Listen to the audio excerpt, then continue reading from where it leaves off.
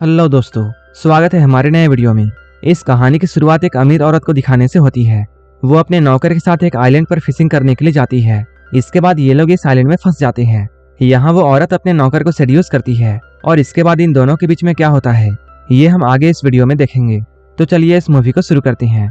Movie के शुरुआत में हम लोग एक औरत को देखते हैं जिसका नाम एम्बर है। वो एक घमंडी औरत है जिसे अपने पति के दौलत पर बहुत घमंड होता है। एक दिन एम्बर अपने हस्बैंड और एक कपल के साथ प्राइवेट प्लेन में क्रूज के लिए जा रही होती है। वहां पहुंचने के बाद क्रू मेंबर्स इनका वेलकम करते हैं, लेकिन एम्बर इन लोगों पर ध्यान नहीं देती है क्योंकि एम्बर के लिए ये सभी छोटे लोग थे। इसी शिप में हम लोग माइकल को देखते हैं जो कि एक सर्वेंट है। वो यहाँ आए हुए लोगों को उनका रूम दिखाता है। रूम में आते ही एम्बर माइकल से ये पूछती है, इस क्रूज में जिम नहीं है क्या? तभी माइकल उसे एक साइकिल लाकर देता है और वो कहता है आप इस साइकिल पर पैडल मारना जिससे आपकी एक्सरसाइज हो जाएगी। माइकल की इस बात को सुनकर एम्बर को बहुत गुस्सा आता है और वो माइकल को डांटती है, लेकिन माइकल एम्बर को कुछ भी नहीं बोलता है क्योंकि एम्बर यहाँ की गेस्ट थी और माइकल एक सर्वेंट था, इसलिए वो चुपचाप उसकी डांट को सुन लेता है। लेकिन माइकल मन ही मन में एम्बर से बदला लेने का सोच रहा था। नेक्स्ट मॉर्निंग हम लोग एम्बर को उसके हस्बैंड के साथ देखते हैं और ये लोग ब्रेकफास्ट कर रहे होते हैं। तभी एम्बर माइकल को अपने पास बुलाती है और वह कहती है ये खाना बहुत ठंडा है, जाओ इसे गर्म कर कर ले आओ। ये बात सुनकर माइकल को बहुत गुस्सा आता है और वो गुस्से में आकर सारा खाना एम्बर के सर पर डाल देता है। ये देखकर एम्बर उस पर चिल्लाने लगती है, जिसके जवाब में माइकल एम्बर को उठाकर पानी में फेंक देता है। लेकिन तभी एम्बर चुटकी बजाती है और हम लोग ये देखते हैं माइकल ये सारा कुछ सपने में देख रहा था। इसके बाद वो खाने को उठाकर उसे गर्म करने के लिए किचन में जाता है। वहां पहुंचकर वो अपने दोस्तों से ये कहता है, एम्बर बहुत ही घमंडी औरत है और वो मुझ पर अपना ऑर्डर चलाती है। इस पर माइकल के दोस्त उससे ये कहते हैं, अमीर लोग ऐसे ही होते हैं। कुछ देर बाद शिप का कैप्टन खुद ही उस खाने को लेकर एम्बर के पास जाता है। उस गर्म खाने को खाने के बाद एम्बर शांत होती है। एक रात माइकल मछली पकड़कर किचन की तरफ जा रहा था, तभी उसे रास्ते में एम्बर मिल जाती है। एम्बर यहाँ उसे फ्लर्ट करती है और वो उसे सेड्यूस करने की कोशिश करती है, लेकिन वो एम्बर को इग्नोर करके यहाँ से चला जाता है। नेक्स्ट डे एम्बर को फिशिंग करने की चुल मचती है और वो माइकल से ये कहती है वो उसके लिए एक छोटी बोट का इंतजाम करे। माइकल एम्बर को समझाते हुए उससे ये कहता है मौसम का कोई भरोसा नहीं है और यहाँ पर कभी भी तूफान आ सकता है। लेकिन एम्बर को जोरों से चुल मच रही थी, इसलिए वह फिशिंग करने की जिद पर अड़ जाती है। मजबूर होकर माइकल भी एम्बर की बात को मान लेता है और उसे एक छोटी बोट में बैठाकर समुद्र में फिशिंग करने के लिए जाता है। थोड़ी दूर जाने के बाद उनकी बोट अचानक से बंद हो जाती है। इसके बाद माइकल बोट को चेक करता है। चेक करने पर उसे ये मालूम चलता है इस बोट पर तेल खत्म हो चुका है। एम्बर जब ये सुनती है तब इस बात के लिए वो माइकल पर चिल्लाती है। ये सुनकर माइकल उससे ये कहता है, इसमें मेरी क्या गलती है, क्योंकि मैंने तो तुम्हें पहले ही मना किया था। इन दोनों के पास यहाँ कोई भी ऑप्शन नहीं था, इसलिए ये लोग आराम से बोट पर बैठते हैं और शिप के यहाँ आने का वेट करने लगते हैं। इन दोनों को ऐसे ही वेट करते हुए एक दिन बीत जाता है, लेकिन यहाँ कोई भी नहीं आता है। एम्बर इस बात से बहुत परेशान होती है और वो जोर जोर से चिल्लाने लगती है, लेकिन यहाँ उसकी आवाज सुनने के लिए माइकल के अलावा कोई भी नहीं था। तभी एम्बर की नजर बोट पर रखी हुई गन पर पड़ती है। एम्बर को ऐसा लगता है जैसे ये एक फ्लेयर गन है। एम्बर जैसे ही इस गन को चलाने वाली होती है, माइकल उसे रोक देता है। वो उसे कहता है ये एक फ्लेयर गन नहीं है, बल्कि ये एक रियल गन है और जो भी तुम सोच रही हो इससे वो काम नहीं होगा। लेकिन एम्बर उसकी एक नहीं सुनती है और इन दोनों के बीच में हाथापाई होने लगती है। इन दोनों की लड़ाई की वजह से वो गन यहाँ चल जाती है। गोली इस बोट के एयर बैग पर लगती है, जिसकी वजह से बोट का एक एयर बैग पंचर हो जाता है। ये दोनों अब काफी निराश हो चुके थे और ये लोग बोट पर लेट जाते हैं। तभी ये लोग देखते हैं उनकी बोट बहते हुए एक आइलैंड पर पहुंच चुकी है। जैसे ही ये लोग किनारा देखते हैं, दोनों लोग तैरते हुए यहाँ पहुंच जाते हैं। यहाँ पहुंचने के बाद माइकल इस जगह के बारे में पता लगाने की कोशिश करता है, लेकिन उसे कुछ भी मालूम नहीं चलता है, जिससे वो ये समझ जाता है ये एक वीरान टापू है। वहीं दूसरी ओर एम्बर को माइकल पर बहुत गुस्सा आ रहा था और वो माइकल से ये कहती है, हम लोग तुम्हारी वजह से यहाँ फंसे हैं। बस एक बार मैं अपने घर पहुंच जाऊं, फिर मैं अपने लॉयर को बोलकर तुम्हारे ऊपर केस कर दूंगी। ये सुनकर माइकल को भी गुस्सा आ जाता है और वो एम्बर से कहता है तुम्हें जो भी कुछ करना है तुम कर लेना। ये बोलकर माइकल यहाँ से चला जाता है। कुछ देर के बाद माइकल को यहाँ पर एक घर दिखाई देता है और घर के पास ही उसे कुछ सामान भी मिल जाता है। इन सभी चीजों को मिलाकर वो मछली पकड़ने का एक हथियार बनाता है। उस हथियार का इस्तेमाल करके वो मछली पकड़ लेता है। इसके बाद वो किसी तरह आग जलाता है और मछलियों को भूनकर आराम से खाता है। इसके बाद एम्बर माइकल के पास आती है और उससे खाने के लिए कुछ मछलियां मांगती है, लेकिन माइकल एम्बर को मना कर देता है। ये सुनने के बाद एम्बर माइकल से ये कहती है, तुम मेरे लिए मछलियां पकड़कर ले आओ और बदले में तुम्हें जितने भी पैसे चाहिए मैं तुम्हें उतने पैसे दे दूंगी।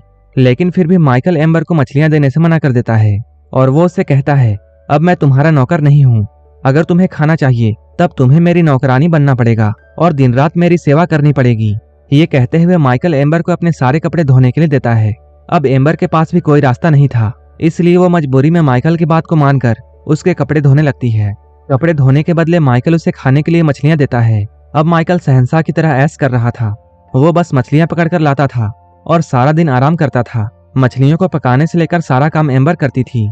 असल में माइकल एम्बर को सबक सिखाना चाहता था, क्योंकि एम्बर ने उसके साथ क्रूज में बुरा व्यवहार किया था, जिससे माइकल को बहुत बुरा लगा था। इन दोनों को इस आइलैंड पर ऐसे ही कुछ दिन बीत जाते हैं, लेकिन अब तक इन दोनों को यहाँ पर लेने के लिए कोई भी नहीं आया था।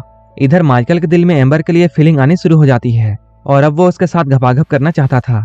माइकल काफी दिनों तक एम्बर को देखकर रहता है, लेकिन अब उससे बर्दाश्त नहीं हो रहा था और वो एम्बर के साथ जबरदस्ती करने का ट्राई करता है, लेकिन एम्बर उसे रोकने की कोशिश कर रही होती है। एम्बर को ऐसा देखकर माइकल रुक जाता है और वो एम्बर से कहता है, मैं अभी तुम्हारे साथ कुछ भी नहीं करूंगा, लेकिन कुछ ही दिनों बाद तुम खुद ही मेरे पास आओगी और उस वक्त मैं तुम्हारी अच्छी तरह से बजाऊंगा।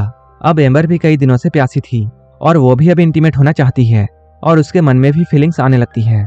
इसके बाद वो माइकल के पास जाती है और वो उससे कहती है, तुम जमकर मेरे साथ घपाघप करो और मेरी गुफा में डुबकी लगाओ। ये सुनकर माइकल बहुत खुश होता है। इसके बाद ये लोग यहाँ भयंकर घपाघप करते हैं। एक दिन जब शाम में ये लोग बैठे हुए होते हैं, तभी एम्बर माइकल से ये कहती है, अब मैं तुमसे बहुत प्यार करती हूँ। ये सुनकर माइकल बहुत चौंक जाता है और वो एम्बर से ये कहता है, अगर हम लोग इस आइलैंड पर नहीं होते तब तुम मुझसे ये बात कभी नहीं कहती। क्या तुम्हें याद है तुमने मेरे साथ शिप में कैसा बिहेव किया था? इस पर एम्बर माइकल से ये कहती है, उस वक्त मेरा मूड बहुत खराब था, क्योंकि मेरा पति मुझे सेटिस्फाई नहीं कर पाता था, लेकिन जब से मैं तुम्हारे साथ इंटीमेट हुई हूँ, मुझे ये एहसास हुआ तुम्हारे छोटे चेतन में काफी दम है। ये सुनते ही माइकल फिर से जॉनी सिन बन जाता है और ये लोग फिर से इंटीमेट होते हैं। यहाँ रहते हुए इन दोनों को कई दिन बीत जाते हैं। ये लोग यहाँ मछलियाँ पकड़कर खाते थे और बाकी समय में संभोग किया करते थे। ये दोनों इस आइलैंड पर बहुत खुश थे, लेकिन तभी इन दोनों को समुंदर में एक नाव दिखाई देती है। उस बोट को देखकर एम्बर माइकल से ये कहती है, हम दोनों को कहीं पर छुप जाना चाहिए, लेकिन माइकल उसे मना कर देता है। इस पर एम्बर माइकल से ये कहती है, मैं तुम्हारे साथ बहुत खुश हूँ और मैं तुम्हें छोड़कर कहीं नहीं जाना चाहती हूँ। इस पर माइकल एम्बर को समझाते हुए ये कहता है, मैं भी तुमसे बहुत प्यार करता हूँ, लेकिन हम लोग इस आइलैंड पर जिंदगी नहीं गुजार सकते हैं। अगर हम लोग इस आइलैंड से बाहर निकलते हैं तब हम लोग एक दूसरे के साथ कहीं भाग जाएंगे। एम्बर भी माइकल की इस बात को मान लेती है। इसके बाद ये दोनों उस बोट में बैठकर क्रूज शिप में आ जाते हैं। वापस आने के बाद एम्बर का हस्बैंड एम्बर का देखभाल करने के लिए माइकल को थैंक्स बोलता है। इसके बाद माइकल उदास होकर यहाँ से लौट जाता है और एम्बर भी अपने पति के साथ होटल चली जाती है। लेकिन यहाँ आने के बाद भी एम्बर माइकल के बारे में ही सोच रही थी। वहीं दूसरी ओर हम लोग माइकल को देखते हैं, जो कि एम्बर के लिए एक रिंग लेता है। इसके बाद वो एम्बर को कॉल करता है।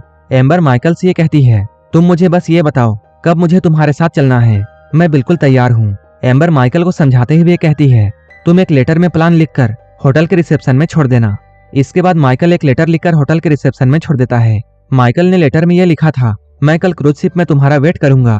नेक्स्ट मॉर्निंग जब एम्बर उस लेटर को लेने के लिए जाती है, तब वहां पर एम्बर का पति भी पहुंच जाता है और वहां पर वो उस लेटर को देख लेता है। यहाँ वो उस लेटर को पढ़ता है। इस लेटर को पढ़ने के बाद उसे एम्बर और माइकल के प्लान के बारे में पता चल जाता है।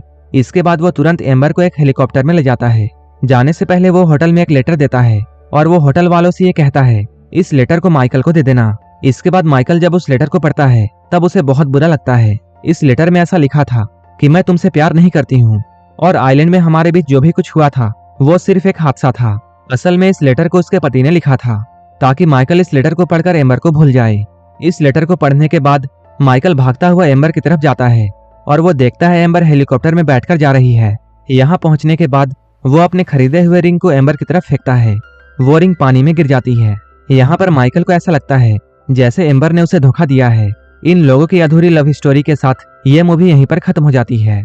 अगर आपको ये मूवी अच्छी लगी हो तब एक लाइक जरूर कर देना और ऐसे ही वीडियोस के लिए मेरे चैनल को जरूर सब्सक्राइब कर लेना। तो मिलते हैं हमारे नेक्स्ट वीडियो में।